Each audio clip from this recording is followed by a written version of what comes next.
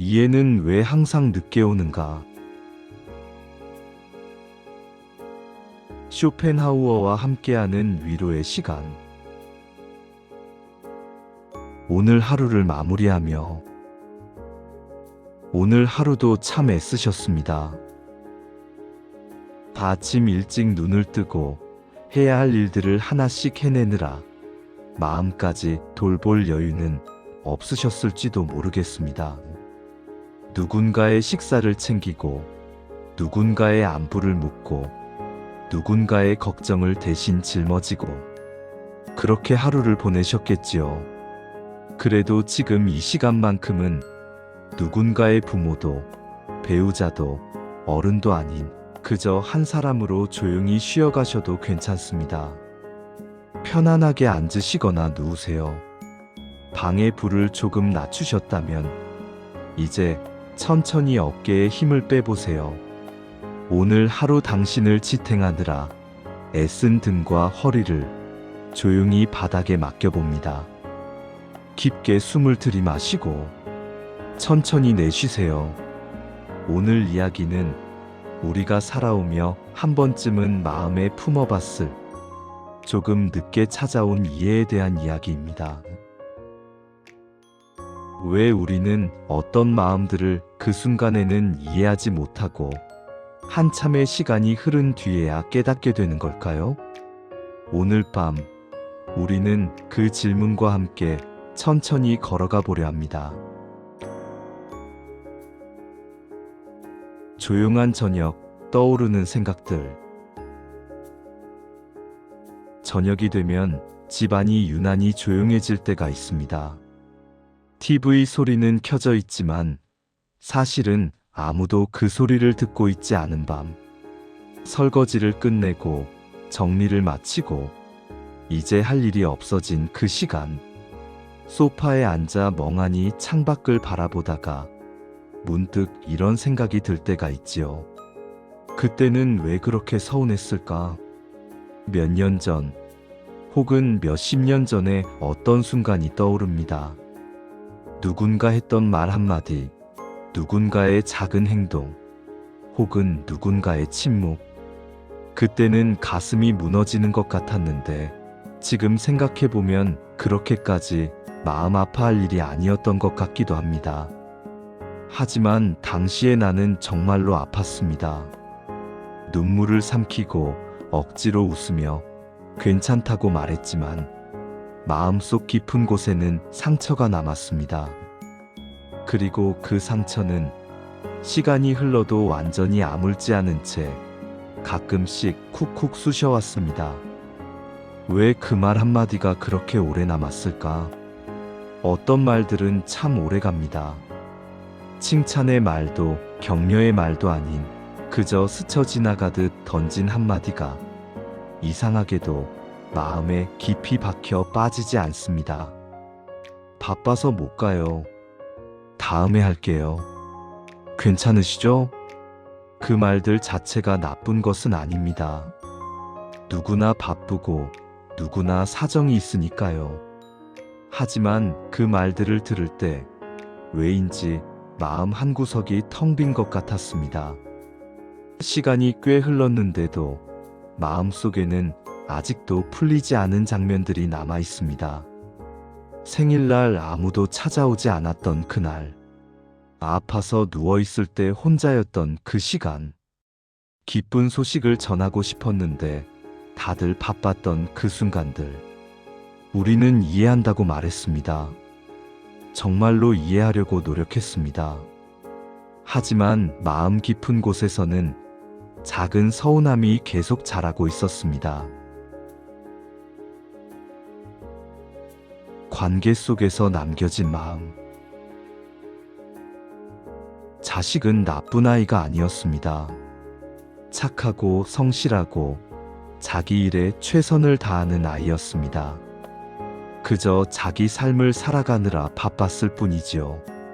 직장에서 인정받으려 애쓰고 자기 가정을 꾸리느라 정신없고 아이들 키우느라 하루하루가 전쟁 같았을 겁니다. 그래서 우리는 이해한다고 말했습니다. 괜찮아. 바쁜 거 다 아니까.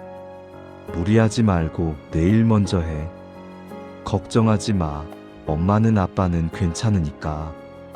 그렇게 말하는 것이 부모의 도리라고 생각했습니다. 자식에게 짐이 되지 않는 것, 자식을 편하게 해주는 것이 어른의 역할이라고 믿었습니다. 그런데 전화를 끊고 나면 왜 이렇게 마음이 허전할까요? 통화는 길어야 5분. 잘 먹고 있어요? 네, 바빠요. 그래, 몸 조심해. 네, 끊을게요. 그리고 또 마이너스 하는 신호음. 괜찮다고 했는데 사실은 조금 더 이야기하고 싶었습니다. 요즘 어떻게 지내는지, 힘든 일은 없는지, 집안은 평안한지, 그런 이야기들을 듣고 싶었습니다. 하지만 바쁘다는 걸 아니까 물어보지 않았습니다. 괜찮은 척 했습니다. 기다림은 점점 익숙해졌지만 마음이 단단해진 것은 아니었습니다. 명절이 되면 올까? 하고 기다립니다. 전화기를 옆에 두고 문득문득 확인합니다. 혹시 연락 왔나?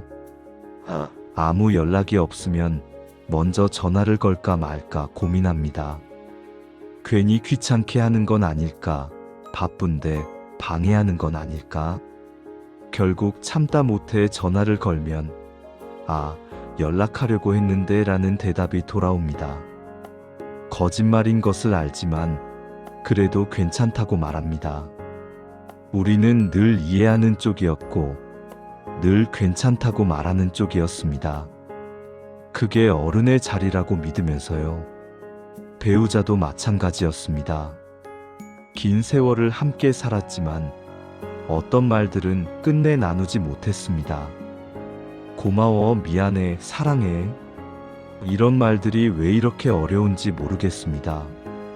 젊었을 때는 그런 말 없이도 충분하다고 생각했습니다. 함께 밥을 먹고, 함께 자고, 함께 아이를 키우고, 그것만으로도 사랑을 증명하는 것이라 믿었습니다.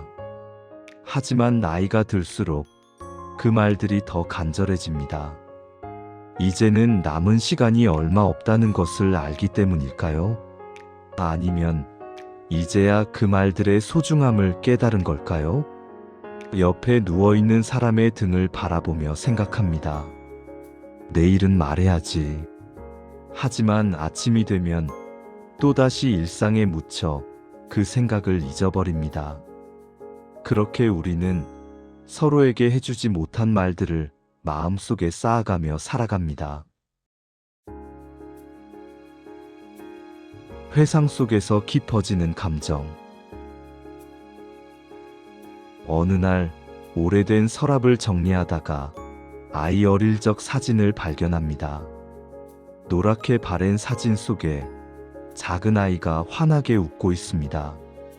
작은 손으로 내 손을 꼭 잡고 놓지 않으려 했던 그때, 그 작은 손의 온기가 지금도 손바닥에 느껴지는 것 같습니다. 엄마, 어디가? 금방 올게. 싫어, 나도 갈래? 그렇게 떼를 쓰던 아이. 어디든 엄마 아빠와 함께 가려고 했던 아이. 혼자 두고 가면 울고불고 난리를 치던 아이. 그때는 몰랐습니다. 저 아이가 언젠가는 내 손을 놓고 멀리 걸어가야 한다는 걸. 그리고 나는 그 모습을 보면서도 웃어야 한다는 걸. 엄마, 나 대학 서울로 갈래. 그래, 좋은 학교 가거라. 웃으며 대답했지만 가슴 한쪽이 무너지는 것 같았습니다.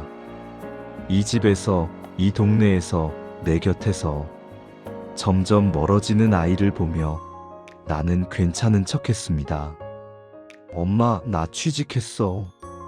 회사가 좀 멀어서 자취할게. 그래, 잘 됐구나. 축하한다. 축하한다고 했지만 사실은 서운했습니다. 이제 주말에도 못 보겠구나. 명절에나 볼 수 있겠구나. 엄마, 나 결혼할 것 같아. 정말? 좋은 사람 만났구나. 기뻐하는 척했지만 마음 한편은 쓸쓸했습니다. 이제 정말로 내 아이가 아니게 되는구나. 이제는 다른 누군가의 가족이 되는구나. 그때는 그게 당연한 순서라고 생각했습니다. 아이는 자라고 독립하고 자기 가정을 꾸리는 것. 그것이 자연스러운 일이고 부모는 그것을 기뻐해야 하는 것이라고 배웠습니다. 하지만 막상 그 시간이 오고 나니 마음은 준비되지 못했더군요. 텅 빈 아이 방을 정리하며 눈물이 났습니다. 이 작은 책상에서 숙제를 하던 아이, 이 침대에서 뒹굴며 장난치던 아이. 그 모든 순간들이 어제 일 같은데 어느새 그 아이는 이 집에 없습니다. 문득 내 부모님 생각이 났습니다. 내가 대학 가겠다고 했을 때, 취직했다고 좋아할 때, 결혼한다고 말했을 때 부모님은 어떤 마음이셨을까? 그때는 몰랐습니다. 아니, 생각해보지 않았습니다. 그저 내 인생, 내 행복만 생각했습니다. 부모님이 외로워하실 거라는 생각은 하지 못했습니다. 이제야 알 것 같습니다. 그때 부모님의 마음이. 환하게 웃으며 축하해 주셨지만 마음 한편은 얼마나 쓸쓸하셨을까. 잘했다고 말씀하셨지만 실은 가지 말라고 말하고 싶으셨을까. 쇼펜하우어의 명언, 마음을 움직이다. 그때 문득 오래전에 읽었던 한 문장이 떠오릅니다. 인간은 고통을 통해서만 서로를 이해한다. 독일의 철학자 아르투어 쇼펜하우어가 남긴 말입니다. 처음 이 문장을 읽었을 때는 너무 비관적이라고 생각했습니다. 왜 고통을 통해서만 이해할 수 있다는 걸까? 기쁨을 통해서도, 사랑을 통해서도 이해할 수 있지 않을까? 하지만 살아보니 이 말이 조금은 알 것도 같습니다. 우리는 누군가와 같은 기쁨을 나누며 즐거워할 수 있습니다. 함께 웃고, 함께 축하하고, 함께 행복해할 수 있습니다. 하지만 그것만으로는 상대의 마음 깊은 곳까지 이해하기 어렵습니다. 진정한 이해는 같은 아픔을 겪어봤을 때 찾아옵니다. 부모의 마음은 내가 부모가 되어봐야 합니다. 아이를 낳아 키우며 밤새 아픈 아이 곁을 지키며 아이의 작은 상처에도 가슴 아파하며 그제야 깨닫습니다. 아, 우리 부모님도 나를 이렇게 키우셨구나. 혼자 사는 외로움은 내가 혼자가 되어봐야 합니다.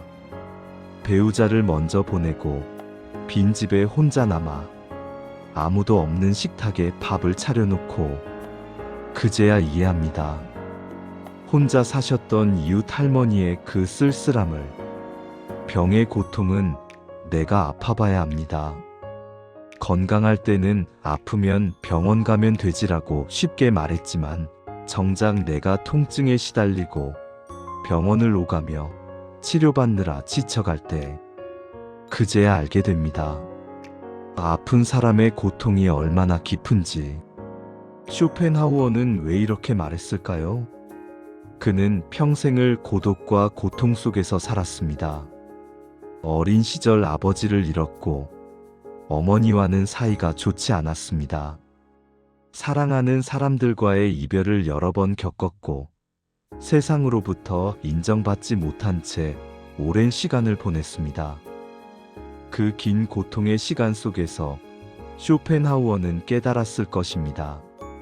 인간은 본질적으로 고독한 존재이며 그 고독과 고통을 경험해봐야만 다른 사람의 고독과 고통을 진정으로 이해할 수 있다는 것을. 그때의 나는 내 부모의 마음을 몰랐습니다. 자식으로서의 자리에만 서 있었기 때문입니다. 부모가 왜 잔소리를 하는지, 왜 걱정하는지, 왜 자꾸 연락하는지, 그것이 귀찮고 답답하게만 느껴졌습니다. 하지만 이제 내가 부모가 되어 같은 자리에 서보니 그 마음이 이해됩니다. 잔소리가 아니라 걱정이었고 간섭이 아니라 사랑이었다는 것을. 내 아이는 지금 내 마음을 모릅니다. 아이는 젊고 바쁘고 자기 삶에 집중하고 있습니다. 부모가 외로워한다는 것, 부모가 기다린다는 것, 부모가 서운해한다는 것, 아마 생각하지 못할 겁니다. 그리고 그것은 당연합니다. 아이는 아직 자식의 자리에만 서 있으니까요. 부모의 자리에 서보지 않았으니까요. 우리는 모두 자기 자리의 시간 속에 갇혀 있습니다. 젊을 때는 젊음의 시선으로 세상을 보고 늙으면 늙음의 시선으로 세상을 봅니다. 건강할 때는 건강한 사람의 관점으로 생각하고 아프면 아픈 사람의 관점으로 생각합니다. 그래서 이해는 늦게 옵니다. 같은 자리에 서봐야, 같은 고통을 겪어봐야, 그제야 비로소 이해가 찾아오기 때문입니다. 늦게 찾아온 이해의 의미. 그래서 이제야 알 것 같습니다. 그때 부모님이 왜 말없이 기다렸는지. 바쁘다는 내 말에 그래, 괜찮아라고 하셨지만 실은 얼마나 서운하셨을까. 명절에 못 온다는 전화에 그래, 조심해서 다녀와라고 하셨지만 실은 얼마나 보고 싶으셨을까. 왜 서운해도 표현하지 않았는지. 바빠서 그러니까 괜찮아라고 먼저 말씀하셨지만 실은 한 번이라도 더 보고 싶으셨을 텐데, 목소리라도 더 듣고 싶으셨을 텐데 왜 괜찮다는 말을 먼저 했는지. 자식에게 부담 주기 싫어서, 자식이 미안해할까봐, 자식이 편하게 살기를 바라는 마음에서 당신들의 외로움은 숨기셨을 겁니다. 이제 나도 똑같이 하고 있습니다.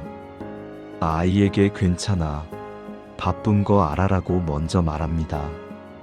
엄마는 괜찮으니까 내일 먼저 해라고 말합니다. 그렇게 말하는 것이 어른의 역할이라고 믿으면서, 하지만 마음속으로는 조금 더 자주 연락했으면 좋겠고, 조금 더 자주 만났으면 좋겠고, 조금 더 오래 이야기 나눴으면 좋겠습니다. 이해는 늘 늦게 오지만 그래도 오는 것 같습니다. 내가 부모의 마음을 이해하는데 수십 년이 걸렸듯이 내 아이도 언젠가는 내 마음을 이해하게 될 것입니다. 그 아이가 부모가 되고 자식을 키우고 자식이 떠나는 것을 지켜보며 그제야 깨닫게 될 것입니다. 아, 우리 부모님이 이런 마음이셨구나. 그리고 그 늦은 이해는 누군가를 원망하는 대신 조용히 품게 만드는 힘이 있습니다.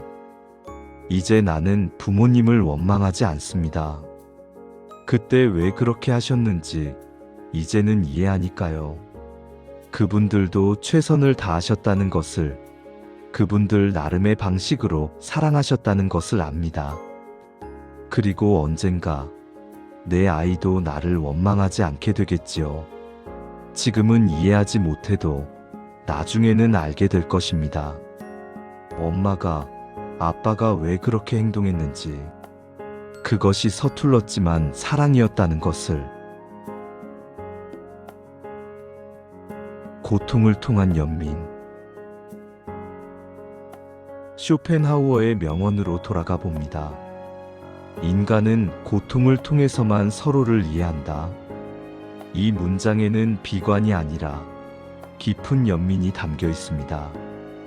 우리가 고통을 겪어봤기 때문에 같은 고통을 겪는 사람을 이해할 수 있습니다. 그리고 그 이해는 단순한 지적 이해가 아니라 가슴으로 느끼는 공감입니다. 배고픔을 겪어본 사람은 배고픈 사람을 진정으로 동정할 수 있습니다. 외로움을 겪어본 사람은 외로운 사람을 진심으로 위로할 수 있습니다. 이별의 아픔을 겪어본 사람은 이별로 힘들어하는 사람을 깊이 이해할 수 있습니다. 우리가 겪은 고통은 헛되지 않았습니다. 그 고통이 우리를 더 깊은 사람으로 만들었고, 더 따뜻한 사람으로 만들었습니다. 이제 우리는 다른 사람의 아픔을 그냥 지나치지 못합니다. 왜냐하면 우리도 그 아픔을 알기 때문입니다. 혼자 사는 이웃 할머니를 보면 그냥 지나치지 못하고 안부를 묻게 됩니다. 왜냐하면 나도 외로움이 무엇인지 알기 때문입니다. 힘들어하는 젊은 부모를 보면 응원하고 싶어집니다. 왜냐하면 나도 그 힘든 시기를 지나왔기 때문입니다. 아픈 사람을 보면 위로하고 싶어집니다. 왜냐하면 나도 아픔이 얼마나 고통스러운지 알기 때문입니다. 이것이 쇼펜하우어가 말한 고통을 통한 이해입니다. 그리고 이 이해는 우리를 더 인간적인 존재로 만듭니다. 에필로그. 당신에게 전하는 위로. 혹시 오늘 아직도 풀리지 않은 마음이 있다면 그건 당신이 모자라서가 아닙니다. 이해가 아직 도착하는 중이기 때문일지도 모릅니다. 누군가의 말이 아직도 마음에 걸린다면, 누군가의 행동이 아직도 서운하다면 그것은 자연스러운 감정입니다. 억지로 이해하려 하지 않아도 괜찮습니다. 시간이 지나면 어느 순간 이해가 찾아올 것입니다. 당신은 이미 충분히 잘 살아오셨습니다. 최선을 다해 부모 노릇하셨고, 최선을 다해 배우자 노릇하셨고, 최선을 다해 어른 노릇하셨습니다. 완벽하지 않았을지 모르지만 그 누구도 완벽할 수 없습니다. 당신의 기다림은 결코 헛되지 않았습니다. 지금은 외롭고 쓸쓸할지 모르지만 당신이 베푼 사랑은 반드시 돌아올 것입니다. 지금 당장은 아닐지라도 언젠가는 당신의 아이가, 당신의 가족이 당신을 이해하는 날이 올 것입니다. 누군가는 언젠가 당신의 마음을 당신이 그랬던 것처럼 조금 늦게 이해하게 될 겁니다. 그리고 그때 그 사람은 깨달을 것입니다. 당신이 얼마나 많이 사랑했는지, 얼마나 많이 참았는지, 얼마나 많이 기다렸는지를. 쇼펜하우어가 말했듯이 인간은 고통을 통해서만 서로를 이해합니다. 그리고 그 이해는 늦게 찾아오지만 반드시 찾아옵니다. 당신의 고통도, 당신의 외로움도, 당신의 기다림도 언젠가는 누군가에게 이해받을 것입니다. 그리고 그 이해는 당신이 평생 바라던 위로가 될 것입니다. 오늘 밤 부디 편히 쉬세요. 당신은 충분히 애쓰셨고, 충분히 잘하셨고, 충분히 사랑하셨습니다. 이제는 조금 쉬어도 괜찮습니다. 당신이 쉬어갈 수 있는 이 작은 공간에서 우리는 다음 이야기로 다시 만나겠습니다. 이 시간이 마음의 조용한 위로가 되었다면 다음에도 함께 하실 수 있도록 구독과 좋아요로 이 공간을 기억해 주세요. 안녕히 주무세요.